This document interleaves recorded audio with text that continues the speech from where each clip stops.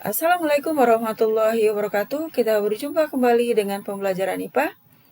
Kali ini kita akan mempelajari sistem reproduksi tumbuhan dan hewan. Tujuan pembelajaran pada materi yang pertama, mendeskripsikan reproduksi vegetatif dan generatif pada tumbuhan, mendeskripsikan proses penyerbukan, ketiga, mendeskripsikan proses penyebaran biji, keempat, mendeskripsikan teknologi reproduksi tumbuhan, kelima, mendeskripsikan reproduksi pada hewan, dan yang terakhir, mendeskripsikan teknologi reproduksi hewan. Pada reproduksi tumbuhan, mempelajari bagaimana reproduksi pada tumbuhan angiosperma atau tumbuhan berbiji tertutup, artinya biji dilindungi dan terletak di dalam buah, biji dilindungi oleh kulit biji dan kulit buah.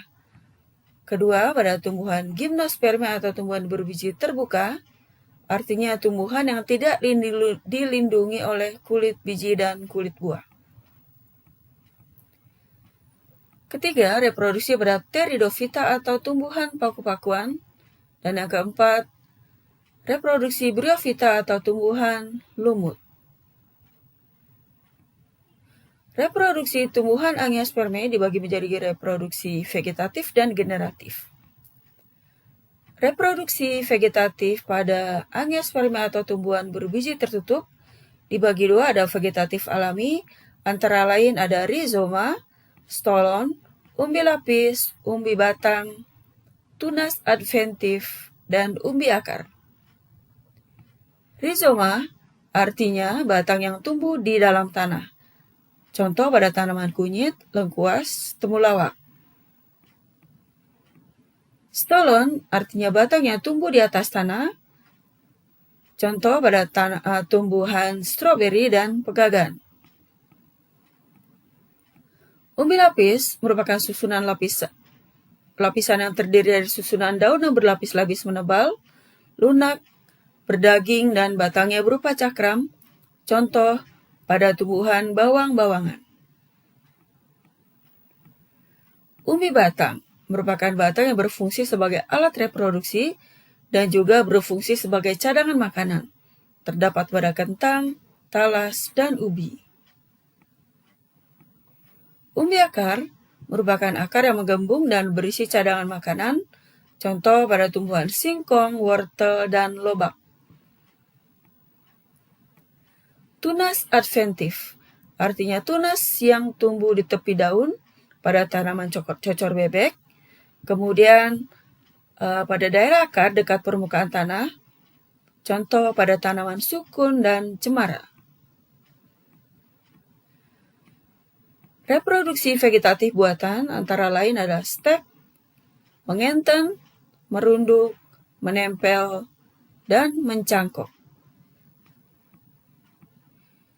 Cangkok atau mencangkok dilakukan untuk perbanyakan tumbuhan, umumnya pada tumbuhan berkayu. Kita lihat banyak proses mencangkok dilakukan pada tanaman buah-buahan. Merunduk dilakukan dengan membenamkan tangkai tanaman ke dalam tanah, sehingga lama-kelamaan akan tumbuh akar baru. Stek dilakukan dengan memotong bagian tumbuhan dan ditanam untuk menghasilkan tumbuhan baru, dengan cara memotong secara melintang. Berfungsi untuk memperluas bidang penyerapan, sehingga mempercepat tumbuhnya akar baru. Mengenten atau menyambung dengan cara memotong batang tanaman lalu disambung dengan tanaman sejenis tapi berbeda sifat. Diusahakan pada proses mengenten atau menyambung, batang yang digunakan sebagai batang pokok memiliki sifat berakar kuat dan kokoh. Menempel atau okulasi dilakukan dengan menempelkan suatu mata tunas yang ada pada kulit tanaman batang lain yang sejenis. Diusahakan sama dengan proses menyambung, batang pokok diusahakan batang yang memiliki sifat akar dan batangnya kokoh. Sehingga ketika ditempelkan dengan mata tunas yang memiliki sifat unggul, dapat menghasilkan individu baru yang memiliki sifat unggul di antara keduanya. Reproduksi generatif angiospermi atau tumbuhan berbiji tertutup. Proses reproduksi diawali dengan terjadinya proses penyerbukan, yaitu jatuhnya serbuk sari di atas kepala putik. Proses penyerbukan dapat terjadi dengan berbagai cara. Ada penyerbukan sendiri jika serbuk sari jatuh di atas kepala putik pada bunga yang sama. Penyerbukan tetangga jika serbuk sari jatuh di atas kepala putik bunga lain tetapi masih dalam satu pohon. Penyerbukan silang terjadi jika serbuk sari jatuh di atas kepala putik pada bunga yang terdapat pada pohon lain tetapi masih satu jenis. Penyerbukan bastar jika serbuk sari jatuh di atas kepala putik bunga lain dan berbeda jenis atau berbeda varietas, sehingga menghasilkan individu baru yang memiliki sifat gabungan atau perpaduan dari kedua induknya. Proses penyerbukan ini dapat terjadi dengan bantuan angin atau anemogami, serangga entogami, burung ornitogami, manusia antropogami, dan kelelawar chiropterogami.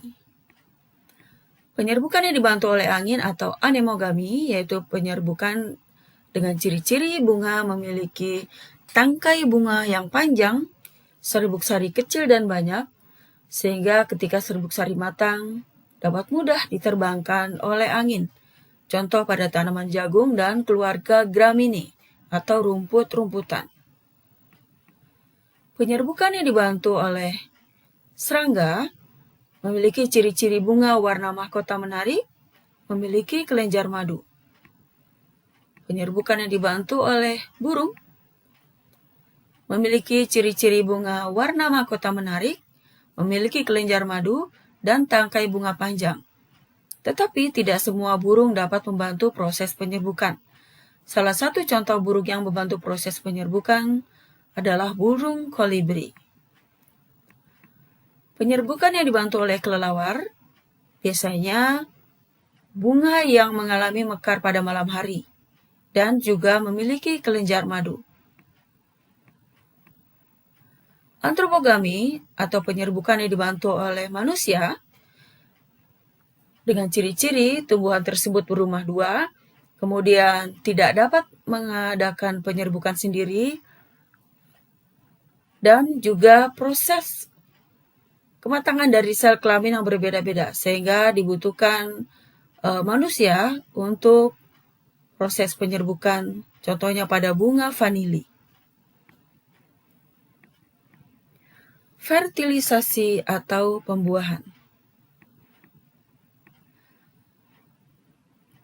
Pembuahan pada angiospermae disebut juga dengan pembuahan ganda karena menghasilkan dua jenis. Yang pertama zigot dan endosperm sebagai cadangan makanan. Setelah proses penyerbukan atau jatuhnya serbuk sari di atas kepala putik, kemudian inti sperma terbelah menjadi tiga. Yang pertama ada inti vegetatif, di belakangnya ada inti generatif 1 atau inti sperma 1. Yang paling belakang ada inti generatif 2 atau inti sperma 2. Pada ruang bakal biji, sel telur membelah menjadi 8. Yang pertama ada sel telur atau ovum, di samping kiri kanannya ada sinergit, kemudian di tengahnya ada inti kandung lembaga sekunder, dan yang tiga terakhir adalah antipoda. Setelah proses penyerbukan, kemudian inti vegetatif membuat saluran ke ruang bakal biji. Jadi tugas dari inti vegetatif adalah hanya membuat saluran ke ruang bakal biji. Setelah saluran terbentuk, inti vegetatif akan menghilang. Kemudian inti generatif 1 atau inti sperma 1 membuahi ovum atau sel telur menjadi zigot. Inti generatif 2 atau inti sperma 2 membuahi inti kandung lembaga sekunder menjadi endosperma atau cadangan makanan embrio. Jadi zigot nanti akan berkembang menjadi embrio, embrio berkembang menjadi calon akar, calon batang, dan calon daun. Sehingga pada tumbuhan angiospermae diistilahkan dengan reproduksi ganda atau fertilisasi ganda karena menghasilkan zigot dan endosperma. Pada biji, embrio kemudian nanti akan berkembang menjadi calon akar, calon batang, dan calon daun. Sedangkan endosperma merupakan cadangan makanan bagi embrio. Dalam perkembangannya, nanti calon akar menjadi akar, calon batang menjadi batang, dan calon daun menjadi daun yang baru. Nah, inilah endosperma. Lama-kelamaan dalam proses pertumbuhan dan perkembangan, lama-kelamaan kotyledon akan menghilang. Penyebaran biji disebabkan yang pertama oleh angin disebut anemokori, hewan zookori, air hidrokori, antropokori dibantu oleh manusia. Nah, ciri-ciri yang pada anemokori atau dibantu oleh angin, ciri-ciri bijinya, biji kecil ringan dan bersayap, contoh pada biji bunga rumput-rumputan, juga biji bunga dandelion. Sehingga karena dia memiliki sayap, dapat mudah menyebarkan atau disebarkan oleh angin. Penyebaran biji yang dibantu oleh air atau hidrokori, ciri-ciri biji di dalam biji terdapat rongga udara yang berfungsi sebagai pelampung agar dapat mudah dan tetap berada di atas air, contoh pada tumbuhan kelapa dan bakau. Zookori atau penyebaran biji yang dibantu oleh hewan antara lain oleh serangga, entomokori, kelelawar, chiropterokori, burung, ornitokori, dan mamalia atau mammakori. Biji yang disebarkan oleh serangga, ciri-cirinya bijinya lengket sehingga menempel di kaki-kaki serangga. Kemudian biji yang disebarkan oleh mamalia pada umumnya, biji tersebut tidak dapat dicerna oleh sistem pencernaan mamalia tersebut sehingga ikut keluar bersama kotorannya. Kemudian biji yang disebarkan oleh burung pada umumnya beraroma kuat sehingga menarik perhatian burung. Begitu juga dengan biji yang disebarkan oleh mamalia, contohnya kelelawar, biasanya beraroma kuat sehingga dapat menarik perhatian kelelawar. Biji yang disebarkan oleh manusia secara tidak sengaja atau antropokori, contohnya biji-biji bunga tersebut menempel pada pakaian dan terbawa kemana manusia tersebut pergi.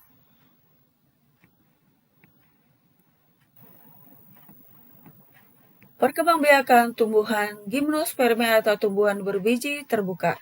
Contoh pada ginkgo biloba, melinjo, pinus, pakis haji, dan cemara. Alat reproduksi gimnospermae adalah strobilus. Pada melinjo, pakis haji, pinus, dan cemara terdapat strobilus jantan dan betina. Pada strobilus jantan terdapat mikrosporangia yang mengalami pembelahan meiosis dan menghasilkan mikrospora atau spora jantan. Mikrospora akan berkembang menjadi serbuk sari. Strobilus betina tersusun dari banyak megasporofil.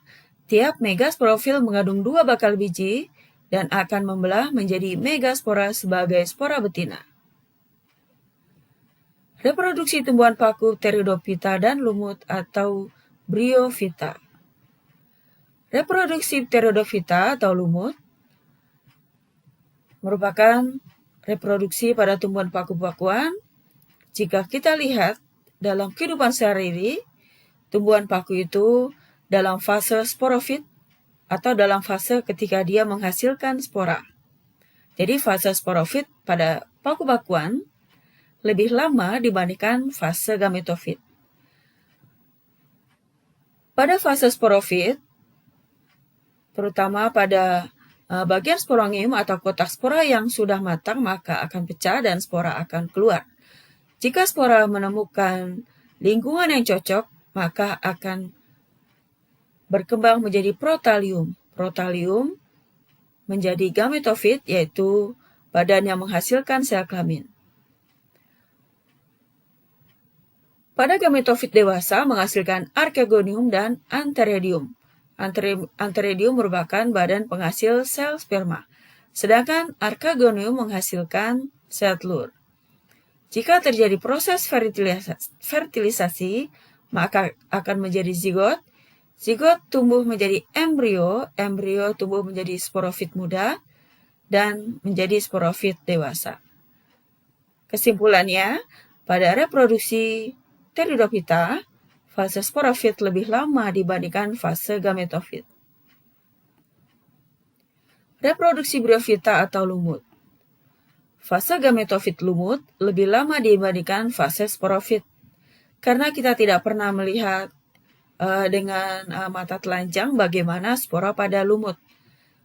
Jadi dalam keseharian kita hanya melihat tumbuhan lumut dalam fase gametofit, yaitu fase ketika dia menghasilkan sel kelamin. Di dalam gametofit terdapat antheridium dan archegonium. Antheridium menghasilkan sel sperma dan archegonium menghasilkan sel telur. Jika terjadi proses fertilisasi, menghasilkan zigot, zigot berkembang menjadi embrio, embrio tumbuh menjadi sporofit, yaitu suatu badan yang menghasilkan sel, yang menghasilkan spora.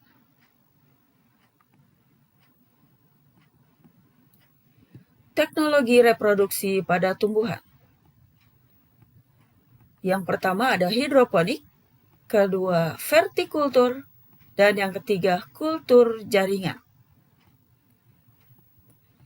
Pada hidroponik merupakan teknik atau cara penanaman tumbuhan dengan menggunakan larutan dan nutrisi serta mineral di dalam air tanpa menggunakan tanah. Teknik ini berkembang di daerah perkotaan.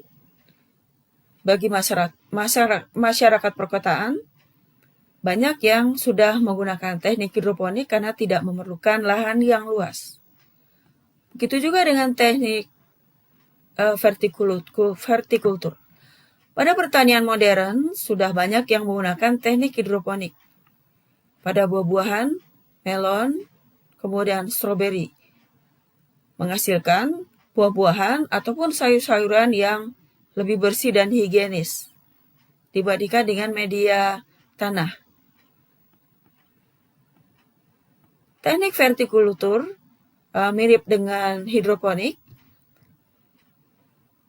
banyak digunakan atau dilakukan pada masyarakat perkotaan karena tidak memerlukan lahan atau tanah yang luas.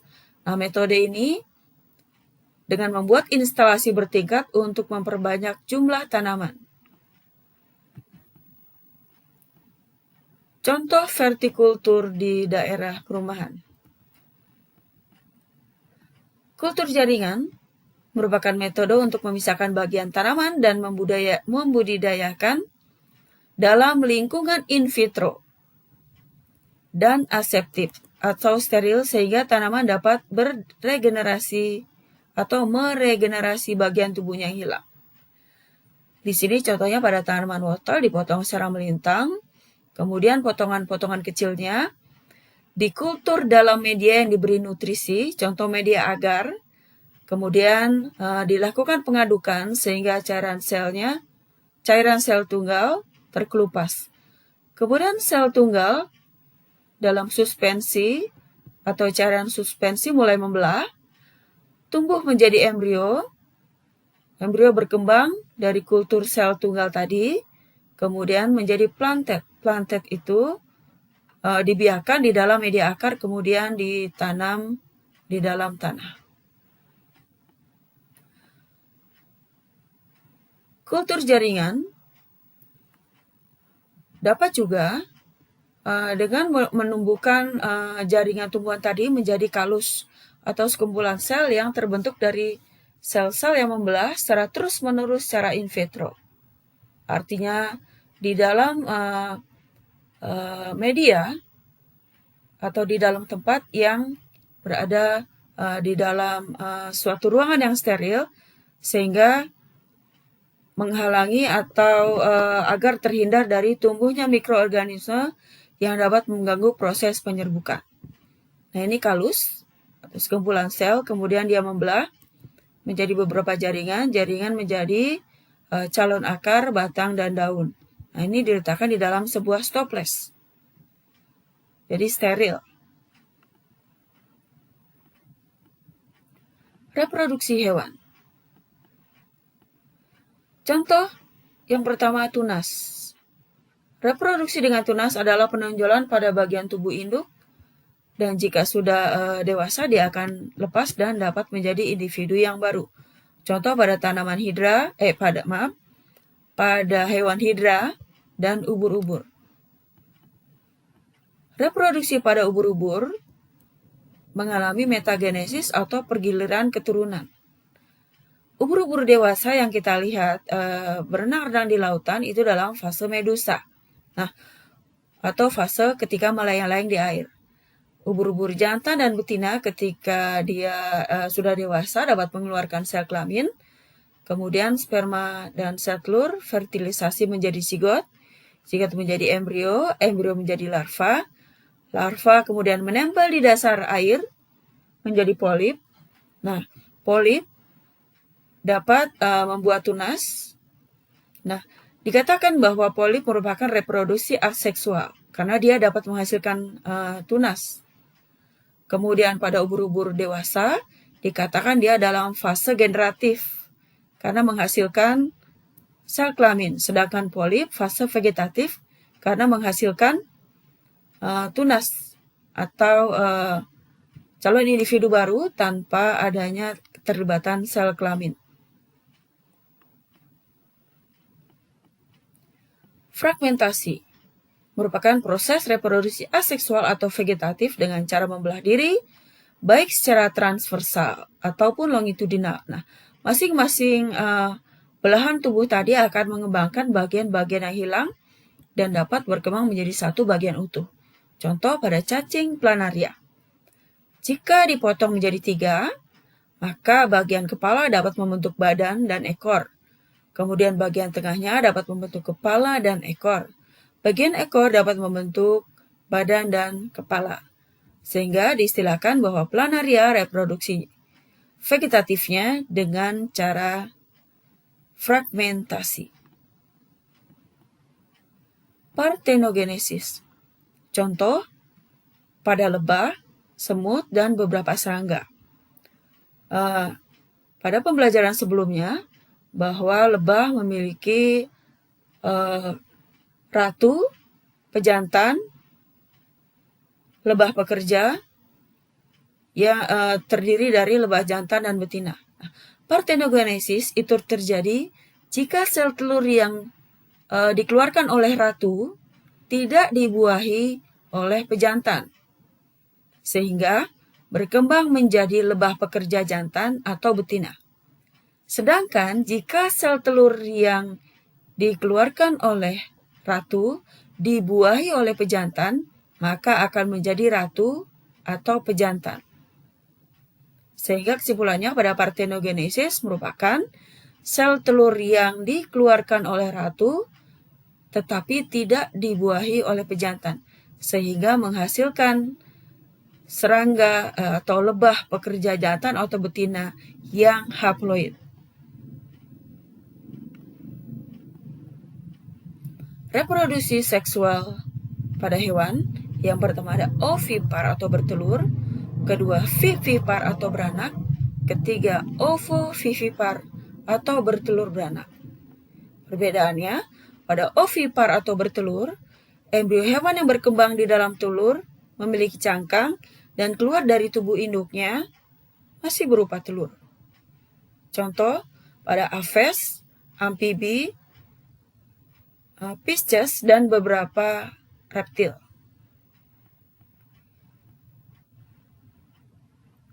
Jika telur dilihat lebih jauh, pada hewan ovipar, telurnya dilindungi oleh cangkang, di dalamnya terdapat membran dalam, kemudian sebagai cadangan makanan embrio ada kuning telur dan putih telur.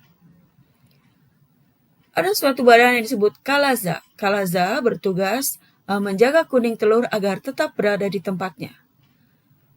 Jadi, embrio berada di dalam kuning telur yang dilindungi oleh putih telur, kalaza, membran, dan cangkang telur.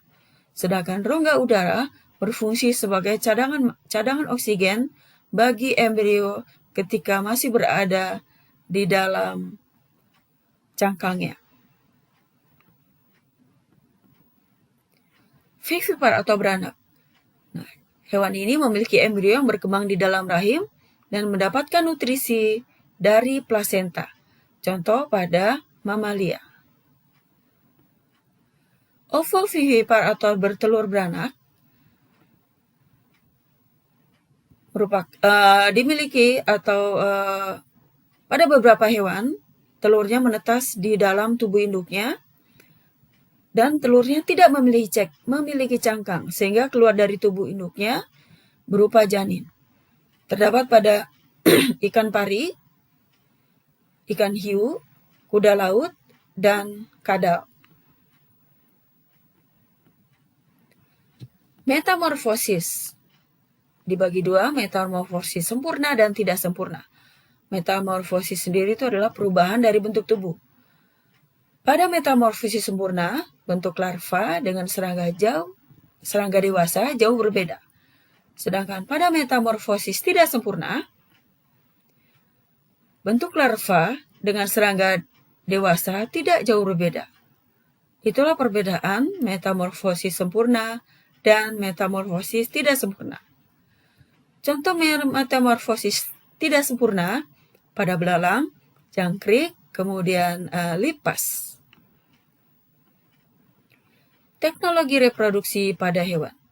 Yang pertama ada inseminasi buatan. Biasanya dilakukan pada sapi atau istilahnya dengan kawin suntik. Merupakan suatu cara atau teknik memasukkan sperma yang telah dicairkan dan telah diproses terlebih dahulu yang berasal dari ternak jantan ke dalam saluran alat kelamin betina. Sehingga bagi beberapa petani, pada beberapa peternak, tidak perlu mendatangkan pejantan, cukup dilakukan inseminasi buatan sehingga dapat mengefisiensi biaya produksi. Cloning merupakan reproduksi aseksual atau vegetatif. Pada proses cloning dilakukan dengan transfer inti dari sel dewasa donor ke dalam inti sel telur tanpa inti. Contoh keberhasilan cloning pada cloning domba Dolly. Demikianlah materi reproduksi tumbuhan dan hewan. Semoga kalian semua dapat memahami. Terima kasih. Salam sehat. Assalamualaikum warahmatullahi wabarakatuh.